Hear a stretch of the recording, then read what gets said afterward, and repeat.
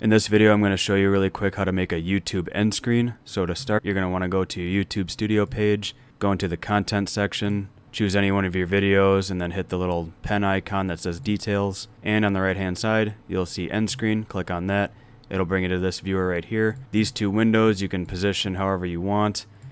And you can leave it as is if you'd like as well. YouTube will just select random videos from your channel that it thinks will best suit the viewer. Or you can go ahead and click on either one of these windows and hit choose specific video, and then you're free to choose whatever video you want from your channel to show up on the end screen. Then on the bottom here, you can choose when you want these videos to pop up. So as you can see right here, if I go 205 mark, these videos will not show up. But then once it hits that 210 marker, both of them will pop up in this position. And this will be the end result right here. You'll see I have a video right here and then a video right here. You can also add some other things to it as well. Like if I wanted to add a little subscribe thing, I can click and add that on.